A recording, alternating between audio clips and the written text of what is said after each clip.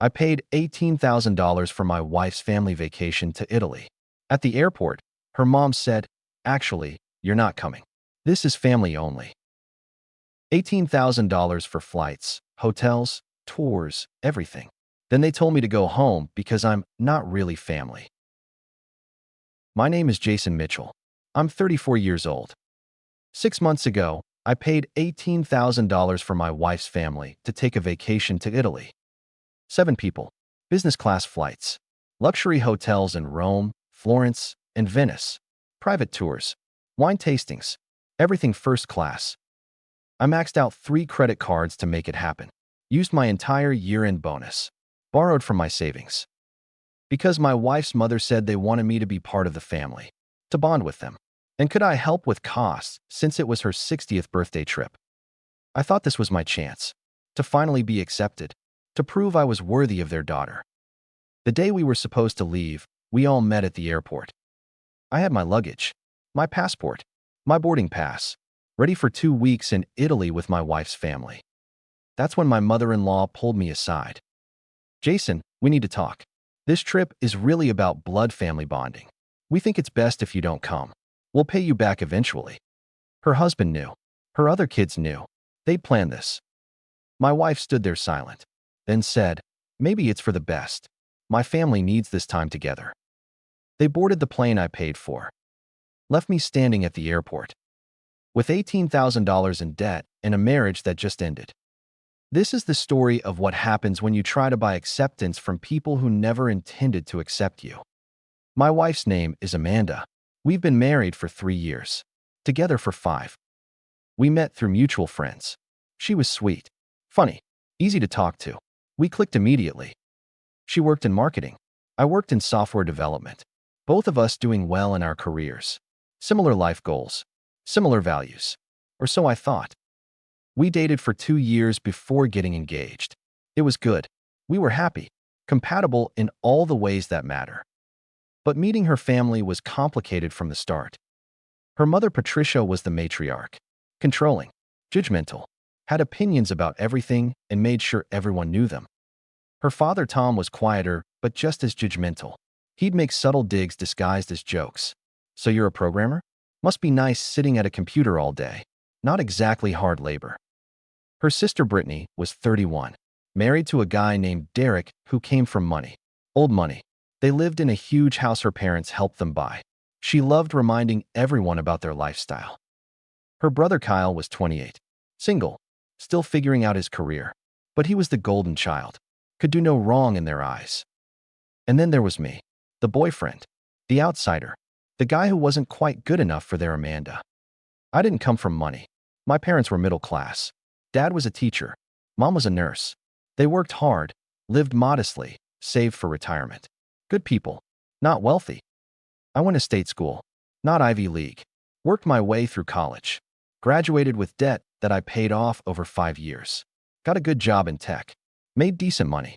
Not rich, but comfortable. But to Amanda's family, I was beneath them. They never said it directly, but I felt it in every interaction. The way Patricia would introduce me to her friends. "This is Jason, Amanda's boyfriend," with a pause before boyfriend, like she was hoping to use a different word. The way Tom would ask questions about my job that were designed to make me seem less impressive. "Software development. So you fix computers?" The way Brittany would casually mention things her husband bought her. Derek just surprised me with a Mercedes. It's so nice to be married to someone who can provide. The implication being that I couldn't provide, that I wasn't enough. I tried not to let it bother me. Tried to win them over. Be polite, helpful, present. Showed up to family dinners with wine. Helped Tom with yard work when we visited. Complimented Patricia's cooking even when it wasn't great. Asked Kyle about his job search and offered networking advice. But nothing worked. I was always the outsider. When Amanda and I got engaged, Patricia's first reaction was, "Are you sure? You're still young. You have options." At our wedding, Tom's toast included a joke about how Amanda could have married better but chose love instead. Everyone laughed. I smiled, but it stung. Amanda would always defend them. "That's just how my family is. They're not trying to be mean. They have high standards. They want the best for me." But I am good for you, I'd say. I know that. And they'll come around. Just give them time. 3 years of marriage. They never came around. But I kept trying. Because I loved Amanda. And I wanted her family to love me too. Or at least accept me. Last November, Patricia announced she wanted a big family trip for her 60th birthday in April. I want to go to Italy, Rome, Florence, Venice. The whole family together. It'll be wonderful. She sent an email to everyone with initial plans. Potential hotels, tours she wanted to do, restaurants she wanted to try. Everything was expensive, high-end, first class. A week later, Patricia called me. Not Amanda, me. Jason, can we talk about the Italy trip? Sure. What's up? Well, as you know, it's my 60th birthday. This trip is very important to me, having my whole family there. Absolutely. Amanda and I are excited. That's wonderful. Here's the thing. Tom and I are retired now. We're on a fixed income. We can cover ourselves, but it's difficult to cover the kids too. And Brittany and Derek have some financial challenges right now. They just renovated their house. Kyle's between jobs. Amanda's been talking about how tight money is for you too. Amanda had been complaining about our budget. We weren't tight. We were fine. She just wanted more discretionary spending than I thought was wise. We're doing okay, I said carefully. I'm glad to hear that. Jason, I'm going to be direct. Would you be willing to help with costs for the trip? It would mean so much to the family. It would show that you're really invested in being part of this family. My stomach twisted. She was asking me to pay for her family's vacation. How much are we talking? Well, if you could cover Amanda's costs, that would be helpful. Maybe Brittany and Kyle too, since they're struggling. The flights are about $2,000 each for business class. Hotels are running about $1,500 per person for the 2 weeks. Then there's tours, meals, activities. I did quick math in my head. 5 people at roughly $3,000 to $4,000 each. That's a lot, Patricia. Probably $15,000 to $18,000 total. I know it's a big ask, but Jason, this is family. And you're part of this family now. This would really show everyone that you're committed, that you're willing to make sacrifices for the people Amanda loves. The implication was clear. Prove you're worthy. Put your money where your mouth is. Can I think about it and talk to Amanda? Of course, but we need to book soon. Prices are going up. I hung up feeling sick. $18,000. That was most of my savings. My year-end bonus. More than I'd ever spent on anything except my car. But she'd said it. Part of this family. The words I'd been waiting 3 years to hear. I talked to Amanda that night. Your mom called. Asked if I'd help pay for the Italy trip. Oh, Amanda didn't seem surprised. What did you tell her? I said I'd think about it. Amanda, she's asking me to pay for 5 people. $18,000. That's a lot of money. I know. But Jason, think about what this could mean. My family has never fully accepted you. This would change everything. They'd see you as generous. As someone who cares about family, it would be worth it. Would it? $18,000 for their approval. It's not about buying approval. It's about showing that you're willing to sacrifice for family. That's important to them. But they've never sacrificed for me. Because you're not their child. But I am. And you're my husband. This trip is really important to my mom. She's turning 60. If you do this, they'll respect you. I wanted to believe her. Wanted to believe that $18,000 could buy me acceptance. How would we even afford this? You got that big bonus in December. And we have savings.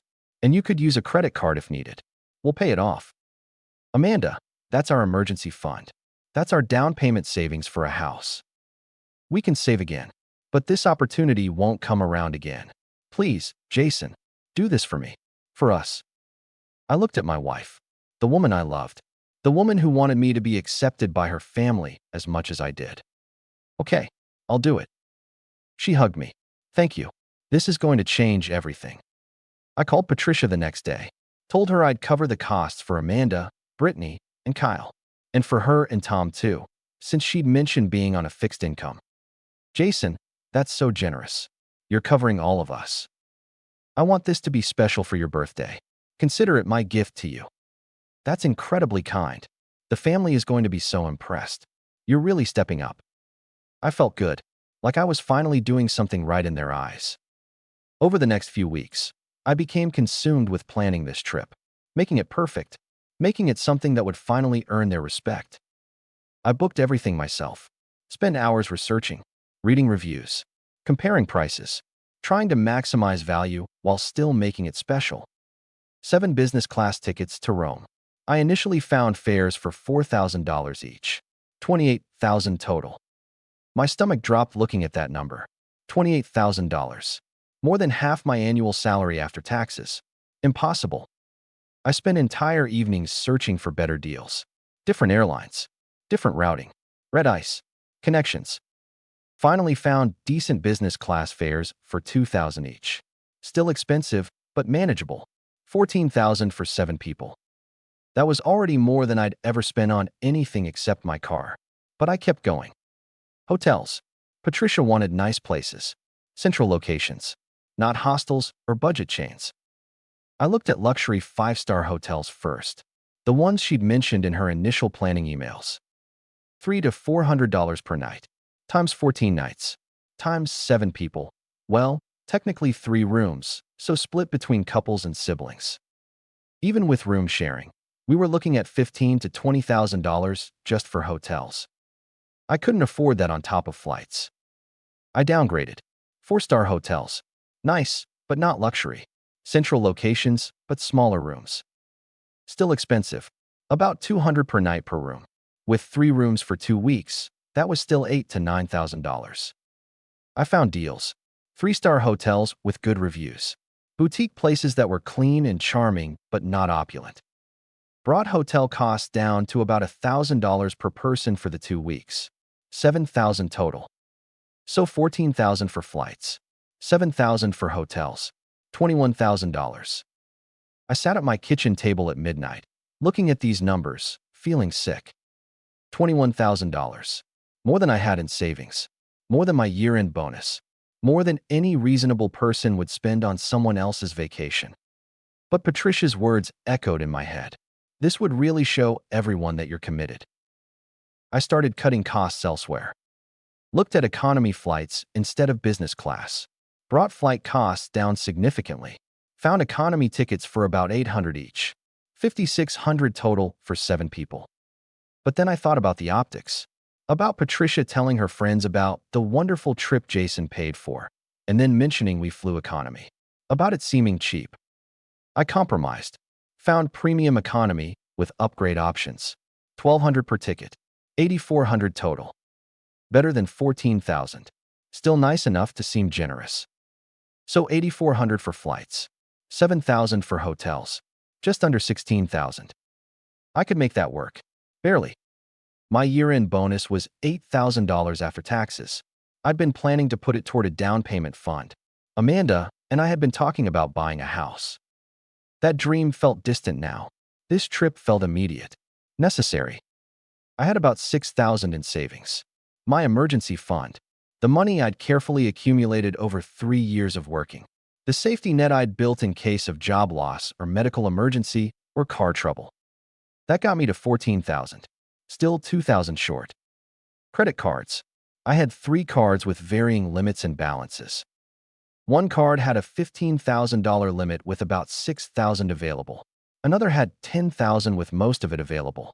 A third had $5,000 completely available. I could spread the charges across cards. Max them out if necessary. The interest rates were high. 20% APR on average. But I'd pay them off. Amanda and I would budget aggressively. Cut back on dining out and entertainment. I'd work overtime if my company offered it. It would be tight, but manageable, and worth it to finally be accepted. I started booking everything. Flights first. Used my credit card with the best travel rewards. $8,400. Charged. Approved. My hands were shaking when I clicked confirm. That was more money than I'd ever charged at once. Hotels next. I spread the charges across 2 cards. $3,000 on one, $4,000 on the other. Each time I hit confirm, I felt a little sicker, a little more panicked, but also committed, invested. I'd spent $15,800 so far. Then there were tours. Patricia had mentioned wanting to do an organized tour of the Vatican, a cooking class in Florence, a gondola ride in Venice. I researched and booked those 2. Added another $1,000 to the total. 16,800. Made reservations at nice restaurants for some special dinners. Prepaid deposits. Another $400. 17,200. Bought a few guidebooks. Downloaded language apps. Researched Italian customs and etiquette. Wanted to be helpful during the trip. The guy who knew stuff. Who added value. Spent another $100 on preparation materials. 17,300. Bought Amanda a new suitcase as a surprise. Hers was old and beaten up. Got her a nice one. $250. 17,550. The total crept up day by day, charge by charge, each one feeling like a step toward acceptance. By the time I was done, I'd spent just over $18,000. Maxed out one credit card completely, nearly maxed out a second, used my entire bonus, drained my savings to $300. $18,000 for 2 weeks in Italy for 7 people. I created a spreadsheet documenting everything. All the confirmation numbers, booking details, itineraries, printed it out, and put it in a folder. Felt proud of myself. I'd done this. Made it happen. Coordinated a complex international trip for 7 people. When I told Amanda the final number, she gasped. 18,000. Jason, that's so much. I know, but it's done. It's all booked. Your mom is going to be thrilled. She will be. But babe, how are we going to manage this debt? We'll budget. Cut back on stuff. I'll pick up freelance work if I can. We'll figure it out. Okay, if you think we can handle it. We can, and it'll be worth it. I sent Patricia a summary email. Listed everything I'd booked. Confirmation numbers, hotel addresses, tour times. Her response was effusive. Jason, I don't even know what to say. This is beyond generous. You've thought of everything. The hotels look perfect. The tours are exactly what I wanted. You've given me the best 60th birthday gift anyone could ask for. The whole family is going to be so impressed. I forwarded the email to Amanda. See? Your mom loves it. I told you this would change everything. They're going to see you so differently now. I believed her. Believed this would be the turning point. Tom called me that evening. First time he'd ever called me for something other than asking to speak to Amanda. Jason, I got the itinerary from Patricia. Son, this is really something. You've gone above and beyond. Son, there was that word again. The word I'd been waiting years to hear from him. I'm happy to do it. I want this to be special for Patricia. And for all of you. Well, we appreciate it. Really appreciate it. You're a good man. A good man. Not the guy dating our daughter. Not Amanda's husband. A good man. I hung up feeling validated. Like I'd finally proven myself. Brittany texted, Hey Jason, Mom sent the trip details. This is super generous of you. Derek and I are excited. Thanks for including us. Including them. Like I was the host. The person making it possible. I like that feeling. I'll send a casual text. Yo, thanks for the Italy hookup. Gonna be epic. Even his informal gratitude felt meaningful. The weeks leading up to the trip, Amanda's family was excited. Talked about it constantly at every family dinner and gathering. Jason, you have great taste in hotels. I looked them up. They're beautiful. Jason, did you know this restaurant in Rome has a Michelin star? Jason, I can't wait to see the Sistine Chapel. Thank you for booking that Vatican tour. I was getting credit, recognition, appreciation.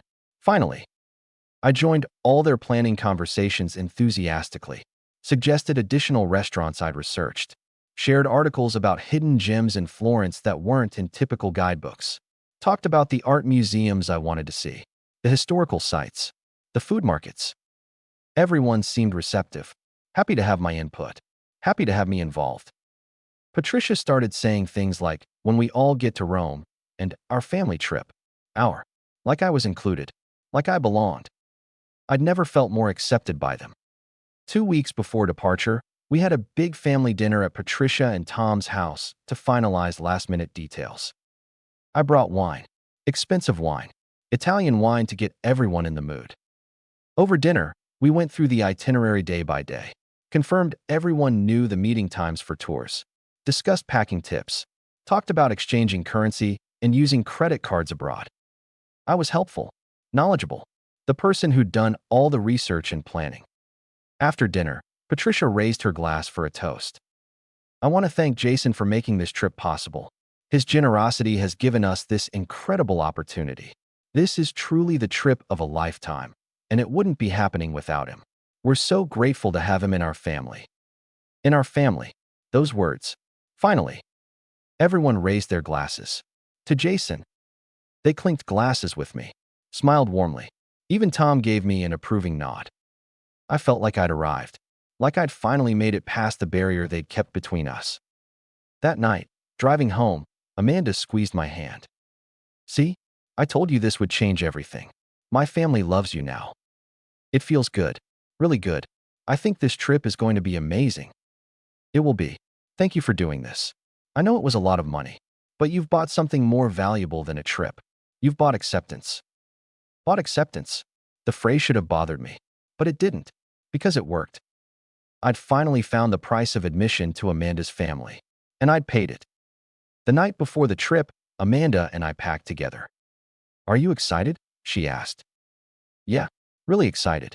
I think this is going to be great for us. For me and your family. I think so too. They've been talking about how great it is that you did this. Good. That's what I hoped. We went to bed early. Had to be at the airport by 6 a.m. for a 9 a.m. international flight. The next morning, we loaded our luggage into the car, drove to Seattle-Tacoma Airport. Patricia, Tom, Brittany, Derek, and Kyle were all waiting at the departures level. Big group, lots of luggage, everyone in good spirits. I parked. Amanda and I grabbed our bags, joined the family. Everyone ready? Tom asked. Nods all around. We moved toward the check-in counters. I had all our confirmation numbers ready on my phone. Patricia touched my arm. Her grip was firm, not gentle. Jason, can I talk to you for a minute? Privately. Something in her tone made my stomach twist, but I said sure. She led me away from the group, over near a pillar away from the main flow of travelers, where we had some privacy but could still see the family. I glanced back. They were all standing in a tight cluster, not looking in our direction, talking amongst themselves in low voices. Why weren't they looking over here? Jason, I need to tell you something, and I need you to hear me out completely before you react, okay? My heart started pounding. Okay. This trip is really important to my family, to me, to Tom, to my children. It's about bonding, about spending quality time together as a family unit, creating memories, strengthening our relationships. Right? That's why I'm excited to go, to be part of that. She paused, looked uncomfortable, but her eyes were hard, resolved. Here's the thing. When I say family, I mean blood family. My children, Tom and me, the people who share our DNA, our history, our bonds. My brain was trying to process what she was saying, but I couldn't quite grasp it. Didn't want to grasp it. I don't understand. Jason, she said my name like she was talking to a child. We've decided it's best if you don't come on this trip. This needs to be family time. Immediate family. And while you're married to Amanda, you're not really family in the way we need for this kind of trip. The terminal noise faded to a dull roar. Everything felt distant and muffled, like I was underwater. What? We think it's best if you sit this one out. Let us have this time together. Just us. Just blood relatives. I stared at her, waiting for her to laugh. To say just kidding. To reveal this was some kind of twisted joke. She didn't laugh. Her expression was serious. Final. I paid for this trip. $18,000. I paid for all of you to go to Italy. And we're so grateful, Jason. We truly are. Your generosity made this possible, and we'll never forget that. But the trip isn't about money. It's about family. And we need this time without in-laws. Without people outside the family circle. Outsiders. I'm Amanda's husband. My voice was getting louder. A few people nearby glanced over. Patricia lowered her voice, gesturing for me to do the same. I know, and we appreciate you and everything you've done. But marriage doesn't change bloodlines. You're not a Mitchell by blood. This trip is for Mitchells only. That's insane. Marriage absolutely makes me family. In a legal sense, yes, but not in the way that matters for this kind of intimate family experience. I paid $18,000. I kept repeating that number, like it was a magical incantation that would change her mind, make her see how wrong this was. I know, and we'll pay you back. Eventually, once everyone gets their finances more stable. But right now, we need you to understand that this trip is happening without you. Eventually? When? You all claimed you couldn't afford the trip. That's why I paid. How are you going to pay me back?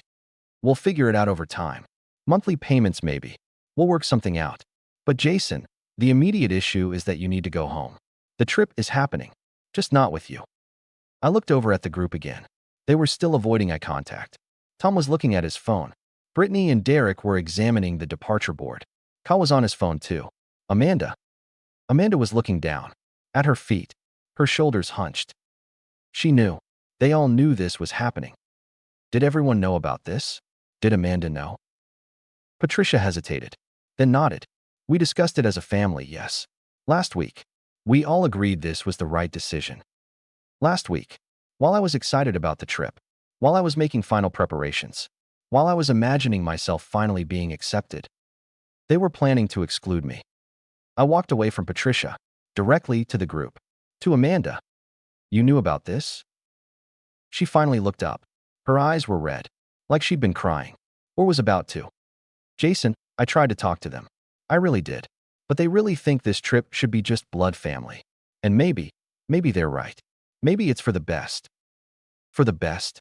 Amanda, I'm your husband. I know, but this trip is really important to my mom, and they need this time together.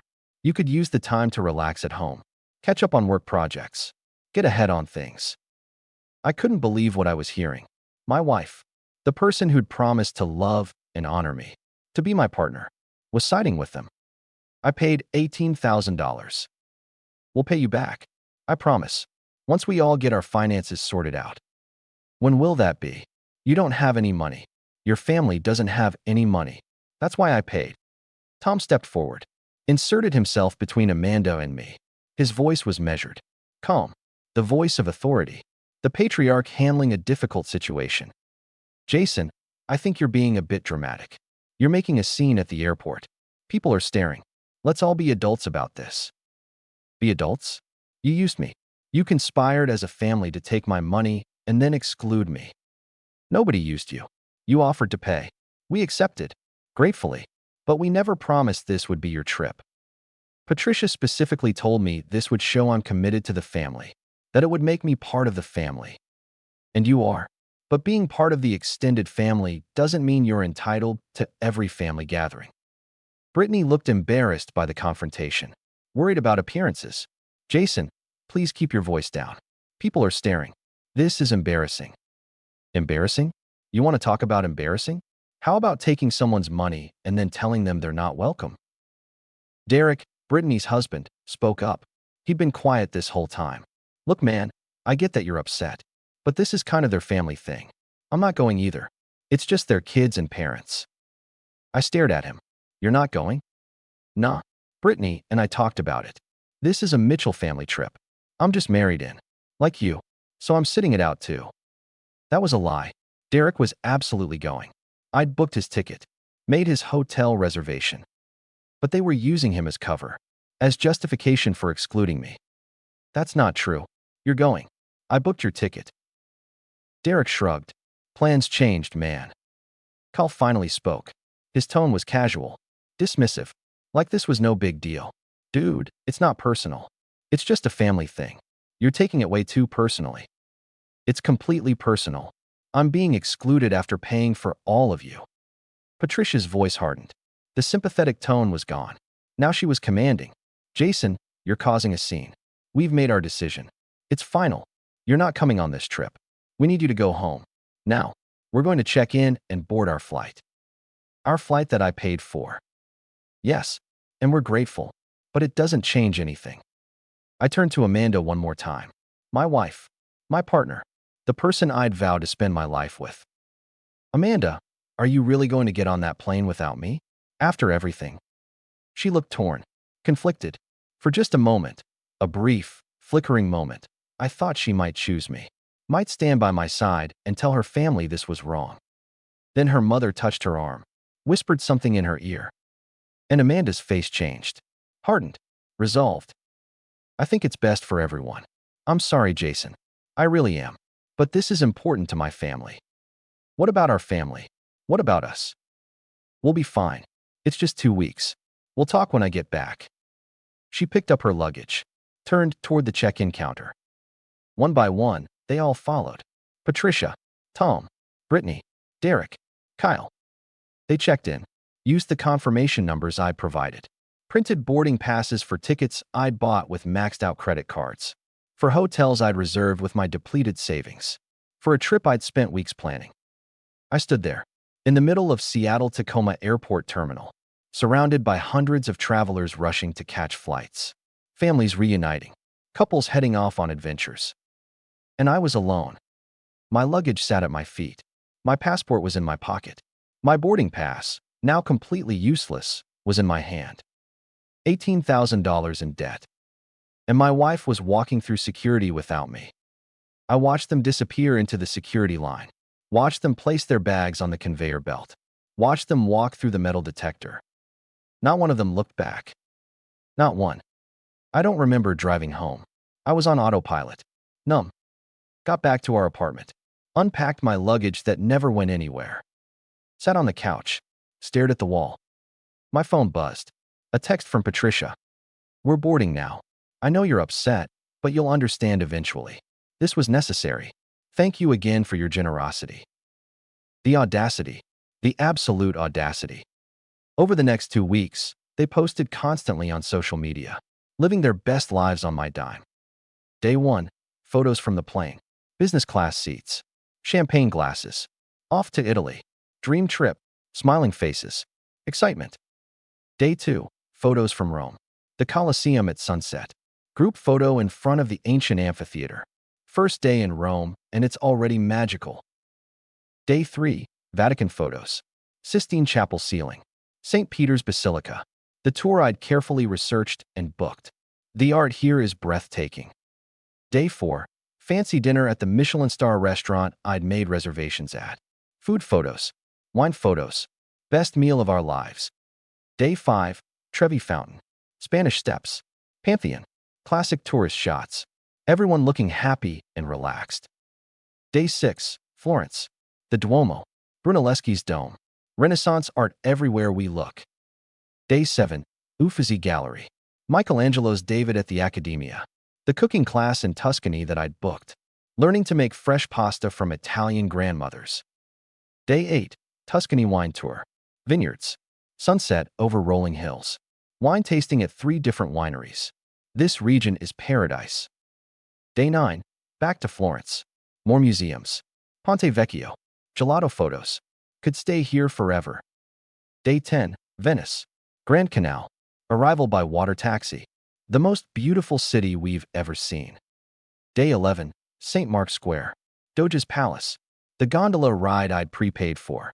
Floating through Venice at sunset is pure magic.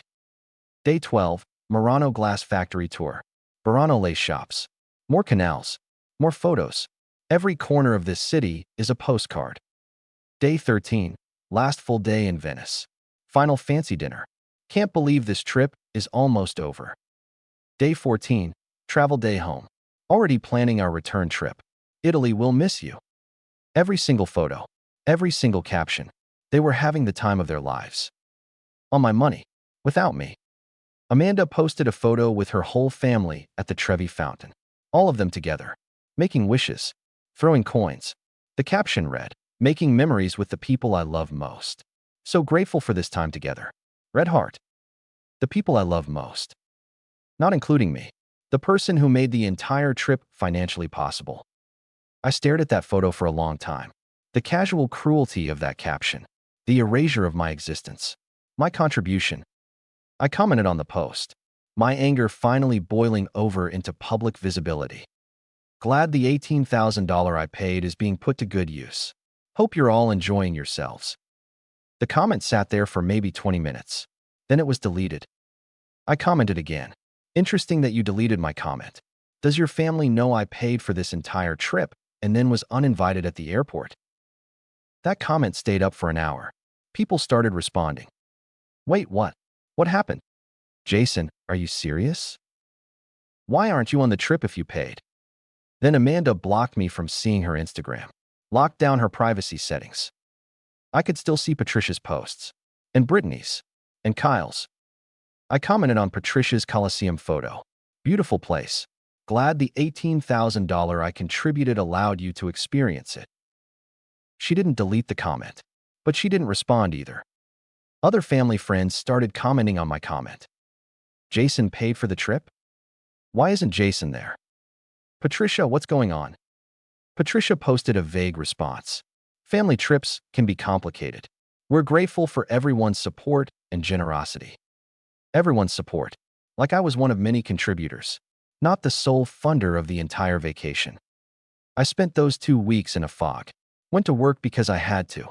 Sat at my desk staring at code I couldn't focus on. Came home to an empty apartment.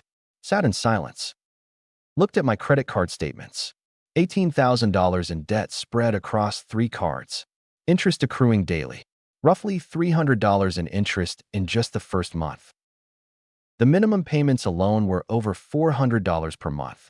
That was a huge chunk of my paycheck. I called the credit card companies, asked about balance transfer options, hardship programs, anything to reduce the interest burden. One company offered a temporary reduction to 12% APR for 6 months. Better than 20, but still significant. I created a payment plan, aggressive as I could manage. If I put $1,500 per month toward the debt, I could pay it off in about a year. But that meant serious budgeting. No eating out, no entertainment, no purchases beyond absolute necessities. A year of financial hardship because I tried to buy acceptance from people who never intended to accept me. I called my parents, told them what happened. They were horrified. Jason, that's unconscionable. How could they do that? I don't know, Mom. I thought I was finally being accepted. I thought paying for the trip would show I was serious about being part of the family. Honey, you shouldn't have to buy people's love. That's not how family works. Apparently, it is with Amanda's family. What are you going to do?